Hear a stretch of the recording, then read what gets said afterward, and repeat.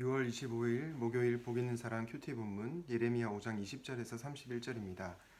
너는 이를 야곱 집에 선포하며 유다에 공포하여 이르기를 어리석고 지각이 없으며 눈이 있어도 보지 못하며 귀가 있어도 듣지 못하는 백성이여 이를 들을지어다.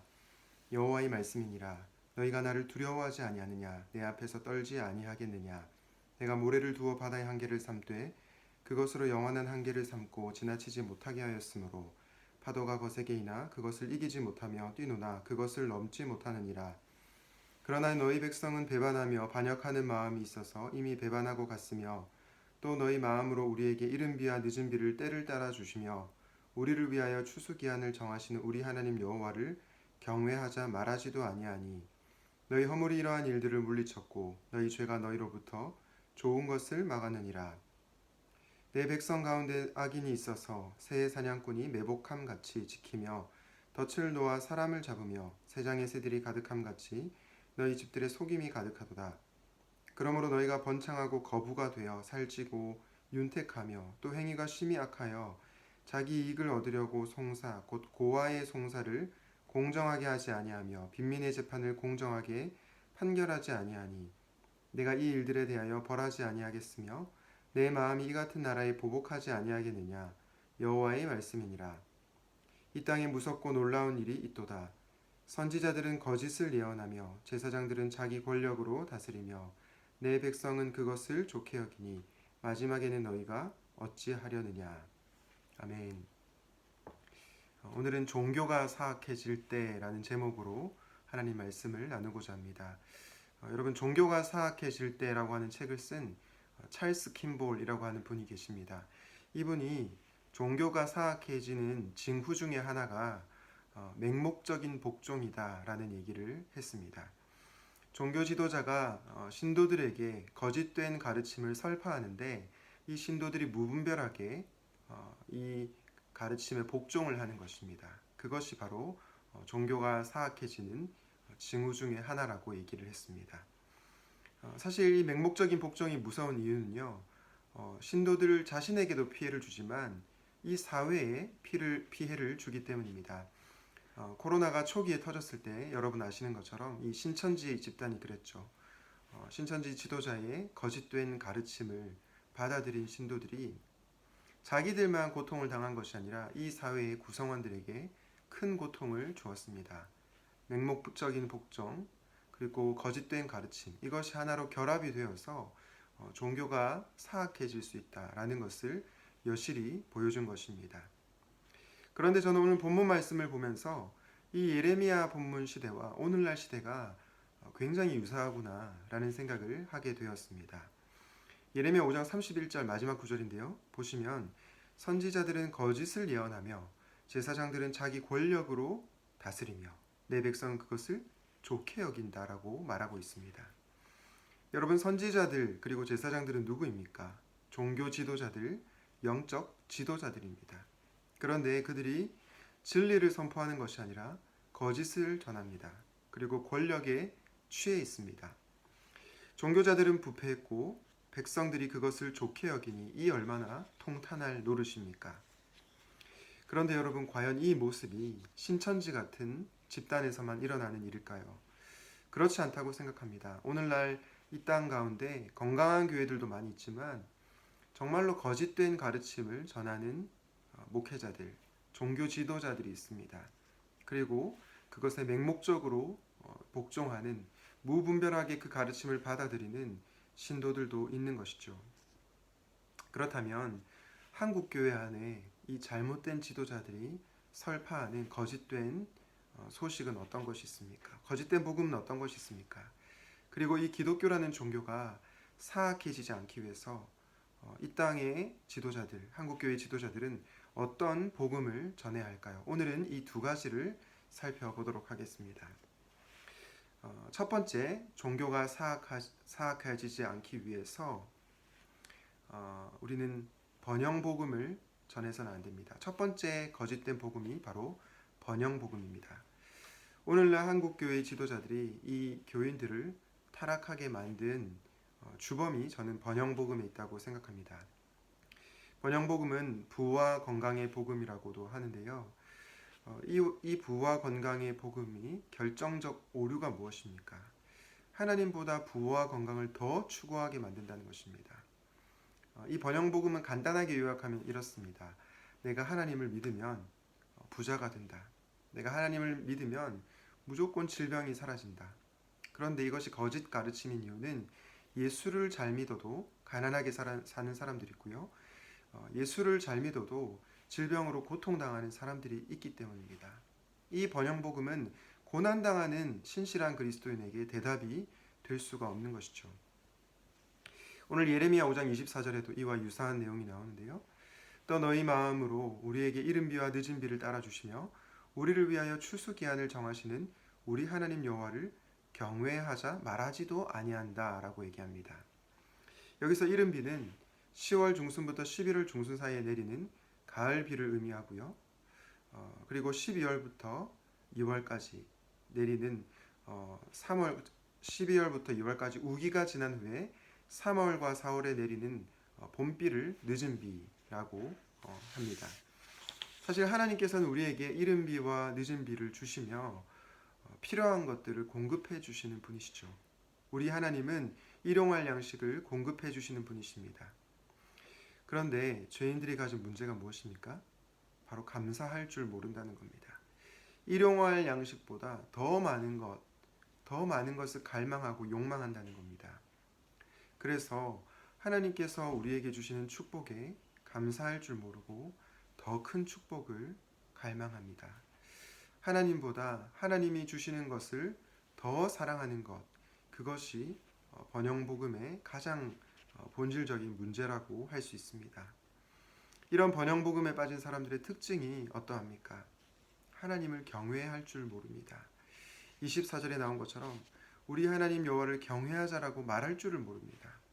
그들은 그저 자기의 필요에 따라 하나님을 이용하는 것이지 하나님을 두려워하지 않는 것입니다. 여러분 파스칼이 지은 팡세라는 책에 보면 이런 내용이 있습니다.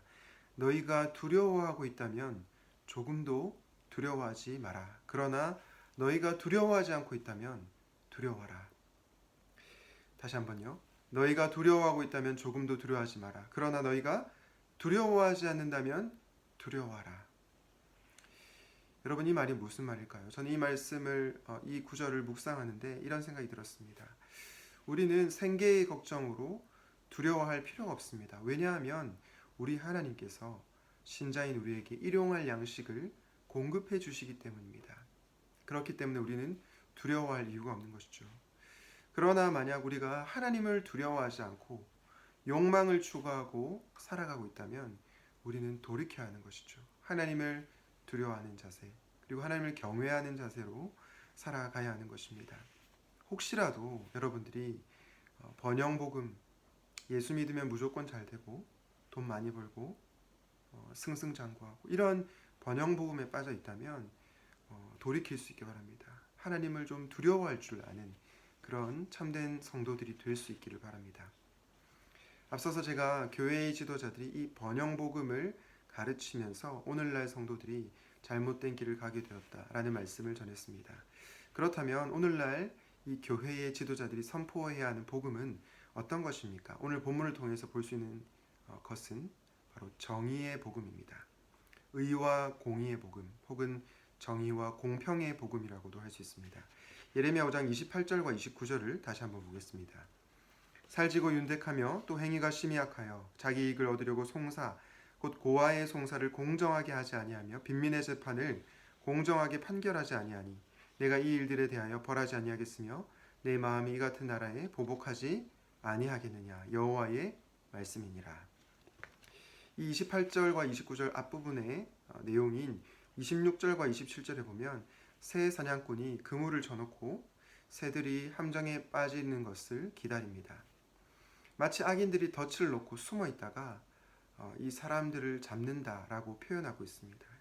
이들은 사기를 쳐서 얻은 재물로 자신의 배를 불리는 것입니다. 그리고 이 28절과 29절에 보니까 자기 이익을 얻으려고 고아의 송사를 공정하게 하지 아니한다. 빈민의 재판을 공정하게 판결하지 아니한다라고 말합니다. 여러분 여기서 공정하다라고 하는 단어는 히브리어로 미슈파트라고 하는데요. 이 단어는 하나님의 법도에 근거해서 이루어지는 올바른 사회 질서를 의미합니다.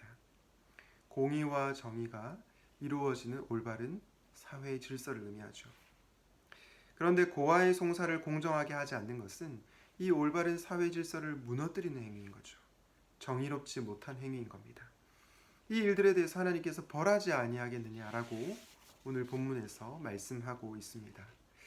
저는 오늘날 한국 교회가 이 정의의 복음, 의와 공평의 복음을 선포하지 않기 때문에 이 기독교라고 하는 종교가 사악해지고 있다고 생각합니다.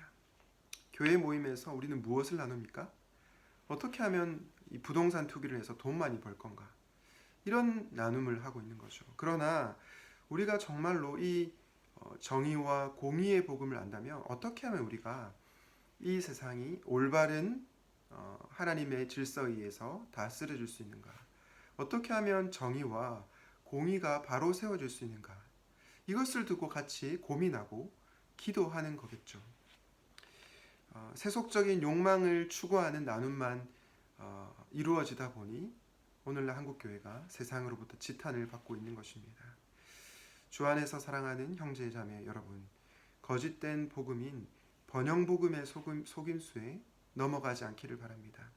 정의의 복음, 의와 공평의 복음을 붙들고 나아갈 수 있기 바랍니다. 그래야 이 땅의 한국교회가 더 이상 사악해지지 않을 수 있습니다. 마지막으로 제가 한 가지 더 드리고 싶은 말씀은 우리가 믿는 하나님께서 정의와 공의를 사랑하는 분이라는 것입니다. 시편 33편 5절 말씀에 보면요, 이런 말씀이 나옵니다. 하나님은 공의와 정의를 사랑하신다. 그는 공의와 정의를 사랑하신다라고 얘기합니다. 신자인 우리가 공의, 정의를 추구해야 하는 이유가 여기에 있습니다. 하나님께서 사랑하시는 정의와 공의의 문제에 관심을 가지는 것입니다. 만약 나는 하나님을 사랑하는데 정의의 문제는 관심이 없다. 말이 안 되는 거죠. 예를 들어서 여러분이 사랑하는 누군가가 있다고 칩시다. 사랑하는 가족, 사랑하는 친구가 있는데 나는 너를 사랑해, 나는 우리 부모님을 사랑해 라고 말을 하는데 그 상대방이 사랑하는 것에는 조금도 관심이 없습니다. 그 사람이 어떻게 상대방을 사랑한다고 말할 수 있겠습니까? 마찬가지입니다. 우리는 공의와 정의를 사랑하시는 하나님을 사랑해야 합니다. 그리고 그 하나님을 사랑한다는 것은 바로 하나님께서 관심을 가지고 계신 공의와 정의의 문제에 귀를 기울이고 관심을 가지는 것입니다. 저는 한국교회가 포스트 코로나 시대에 교회다운 교회로 자리매김을 하기 위해서는 번영복음을 버리고 공의의 복음, 정의의 복음을 붙잡아야 한다고 믿습니다. 바라기는 여러분들이 그 행렬에 동참할 수 있기를 우리 주님의 이름으로 축원드립니다. 기도하겠습니다. 하나님 아버지, 오늘은 종교가 사악해질 때라는 제목으로 말씀을 나누었습니다. 하나님, 오늘날 한국 교회가, 한국 기독교가 정말로 사악해지고 있는 건 아닌지 돌아보게 됩니다. 우리가 번영복음에 빠져서 예수를 믿고 세속적으로 성공하는 것에만 우리의 관심이 가 있었다면 돌이킬 수 있도록 은혜를 허락하여 주시옵소서. 또 하나님께서 관심을 가지신 정의와 공의의 문제에 관심을 가지게 하여 주시옵소서. 특별히 이 땅의 한국교회 지도자들이 거짓된 복음을 선포하는 것이 아니라 의와 공의의 복음 그리고 진리의 복음을 선포하기를 간절히 기도합니다. 사랑하는 샘물 청년들이 이 공의의 복음에 관심을 갖게 하시고 하나님의 나라와 의를 구하는 진정한 그리스도인이 다 되게 하여 주시옵소서. 이 모든 말씀을 예수 그리스도의 이름으로 기도드립니다. 아멘.